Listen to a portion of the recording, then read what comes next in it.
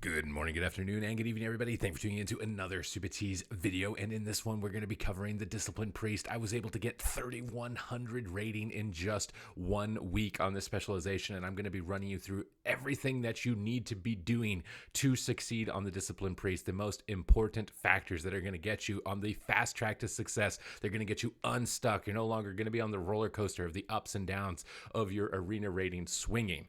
So the first most important component of the Discipline Priest is using your powered shield pretty much on cooldown. You want to be using penance as well to amplify your powered shield, and using atonement healing whenever the enemy healer is in crowd control.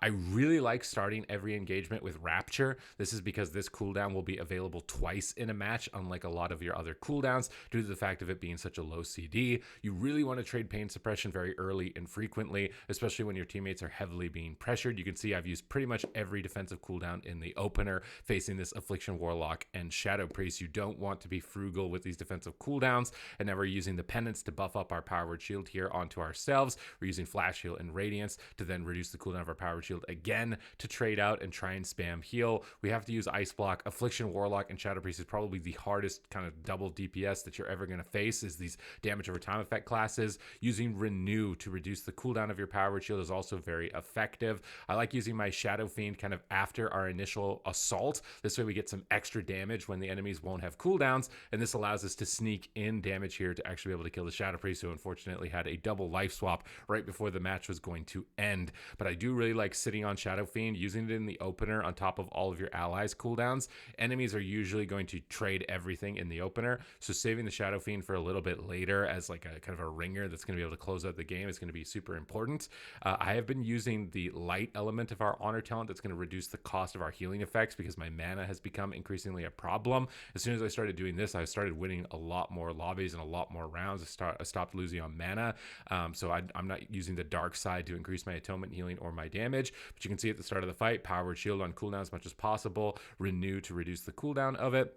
Also Renew to get atonement on targets that need it. We're going to get Purge the Wicked out on as many targets as we can. If we get interrupted on Holy, we're going to immediately go for Schism. We're going to go for Mind Games. This is going to be our best way to get burst healing while we are interrupted on Holy. And we just keep using powered shields. We want to amplify the damage of our allies in the opener here. Power Infusion is really good on Evokers, and you can see that it just absolutely destroyed the enemy Discipline Priest in this round. You really want to be hyper aware of that when you're playing with classes that can be benefiting from your Power Infusion. If you're not using Power Infusion, or you're not using it on your allies when they're using their powerful cooldowns, this is going to cause you to lose a lot of matches. So in this position, when I see the Evoker flying through the air with Deep Breath, I know they're about to just do a lot of damage. Need to get the Power Infusion on them as soon as possible. Same goes for any DPS. When you see them activating their offensive cooldowns, you've got to be sending your Power Infusion alongside it, so that they'll be the most amplified that they can be. And then again, I like to save Shadow Fiend as kind of a ringer cooldown to be able to close out the game if we don't happen to win in the opener with that,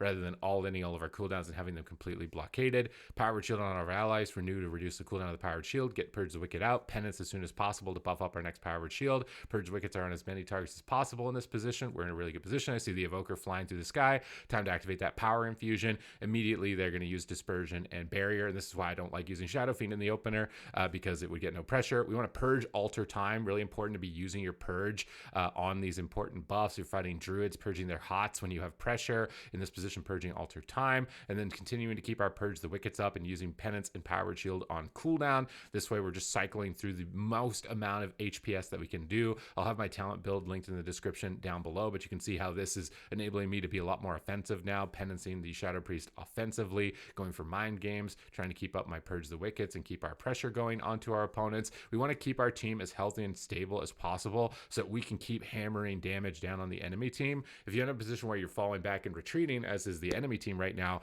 you're just going to get stacked up. You're going to start rotting, and you're going to start to just not be able to recover as a Discipline Priest, and it just becomes increasingly more difficult. Here we should have Shadow Word Death this polymorph. Definitely want to be aware of when enemies are casting that. We move forward, you get a double fear onto the DPS. We can push forward, we get the double root into a Deep Breath, immediately just destroying this team once again. And you can see how much better it is for your team if you're just using defensive cooldowns to keep them aggressive, keep your momentum going, and keeping your health per second maximized.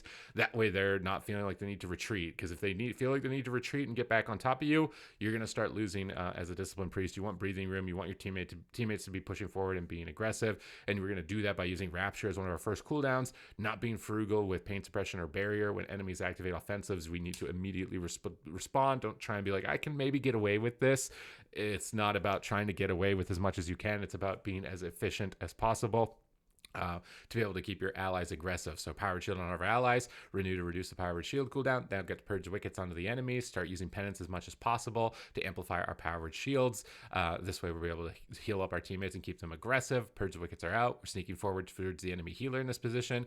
We end up getting feared, and here's deep breath from the enemy evoker. Immediately pain suppressioning myself. I'm not holding any cooldowns. Immediate rapture traded after that. I've used my trinket as well. I think I willed the fear actually. Pain suppression now onto my mage. You can see I'm not holding anything. I am giving my allies every cooldown. Now I've used power infusion. I believe it was onto the cooldowns of my mage in this position. Might have been the warlock. Honestly, I think buffing an affliction warlock with power infusion is going to be more beneficial than a mage in this scenario. But look, because I kept my team healthy with these cooldowns, look at the enemies. They're all at 10% health. They're just struggling to even continue to stay afloat. And now the enemy priest is trading barrier after they're already very low health and they're on the defensive and we're on top of them. You never want to be the team on the defensive where the enemy team is running on top of you and kind of bullying you and pushing you back. And the way that you create the situation for your team is by not holding defensive cooldowns, by using them as soon as the enemies use their offensives and then continuing to drive that momentum until it eventually wins you the game.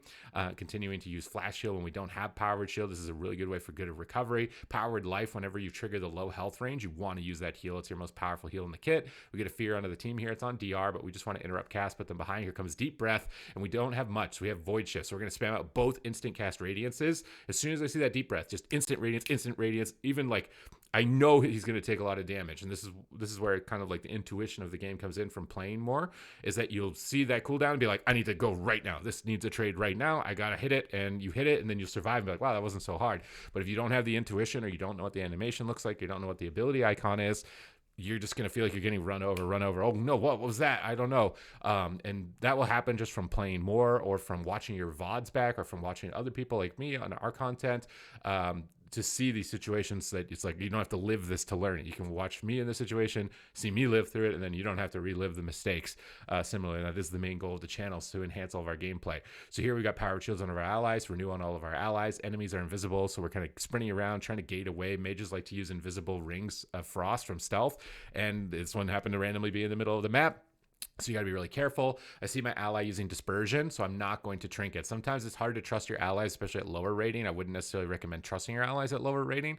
So maybe trinketing that Ring of Frost. I'm going to be looking to power infuse my warlock in a moment once they've got more dots rolling out. Power infusion is up. Oh, evoker is flying in with deep breath. I'm dropping my barrier. I'm getting inside, and I'm using rapture. I think barrier and rapture is honestly a better open and paints up, but now our warlock is outside of our barrier, so we're just immediately paints upping the guy that's not in the barrier. We're not going to mess around with this. I don't have a way to grip him into it. If our Shadow Priest had, then we wouldn't have, but we're just going to keep our team super tanky here so that the evoker has no target. Their burst is now over. We're going to try and death polymorph. He fakes it here, but this is what you do want to be aware of. Hey, mage is casting CC on me. I need to try and death it and break it. You're not always going to hit it, but you want to be aware of it. If you're not even aware of it, that's where your improvement needs to be made. Penance to empower our power word shield here, so our warlock continue to be aggressive. We're just pushing in, being aggressive, trying to keep our enemies here as much on the back foot as possible in these types of wizard lobbies. Lobbying out penances to continue to buff up our power word shields. Here we can see the mage casting polymorph. I'm watching him off to the side here, but didn't catch it. Unfortunately for him, it was actually on full DR, but we end up getting knocked really far away from our warlock, and this position becomes really awkward. You want to be aware of this as a DPS player, like where your healer is and where you're kiting, because sometimes your healer is going to get rooted. But here comes the evoker flying through the skies. I know he's going to be able to dump a lot of damage here, so I've pain suppression my warlock right away, and look, no damage is going to even happen onto our side. Completely negated. Now we can continue to push forward, use our instant radiances during those burst moments, run on top of the enemies, triple fear, setting up great damage for our team. Penance flying through for damage and to buff our powered shield to keep our team even more aggressive. We have powered life for emergency recovery, and now their entire team is just kind of getting bodied. We got our barrier and our rapture back from the opener already, so we're just going to drop the barrier. We're going to keep our team offensive, pushing in and staying aggressive, and we are ultimately able to kind of crack down the kill. And you can can see why it's really good to use Barrier and Rapture early in the game, because you'll get to see it a second time, maybe even a third time in some lobbies. That's going to be the best cooldowns to use at the start of a game. Pain suppression is like an emergency if somebody's not in the barrier or you can't rapture them. You want to be using that right away, but you can see the gist of it. And I keep Void Shift. This is like my ace card, you know, ace in the hole or whatever it's called, ace in the sleeve, ace up the sleeve. It's my last cooldown that I use, because you're not really going to see 2 Void Shifts in a game. It's a 5-minute cooldown, and these lobbies don't last 5 minutes normally. So that's my last resort, is my Void Shift. Maybe sometimes I'll use it at the beginning, but usually Powered Life or Radiance are going to be better instant heals for that recovery. But I try to use my Void Shift as my last remaining cooldown. Here comes the Evoker flying through the air. Guess what? I'm immediately pain suppressioning myself, getting ready for the attacks here. And we're going to use Rapture. Like we're not holding anything. We're going to use Penance to buff up our shields.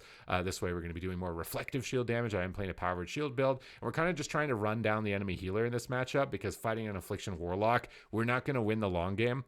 We kind of have to run down our enemies and get really aggressive, and you need to be aware of these situations in these lobbies where like playing defensive and trying to dampen your opponents is not going to work, and dampening a Warlock is not going to work. Playing aggressive, sometimes you might not be able to net the kill, but you're going to have higher odds of winning the game by picking the correct strategy. Not 100% odds, but better odds. And you can see here I used Void Shift. It is my last resort. I've already burned through pain suppression and everything in this position, but it's also very early on in the match, and this is just because Evoker Warlock against a Disc Priest is going to be probably like one of the hardest compositions you could ever fight. You can see how much I'm struggling in this position. I don't even think that we ended up winning this round, but we did win the last 5.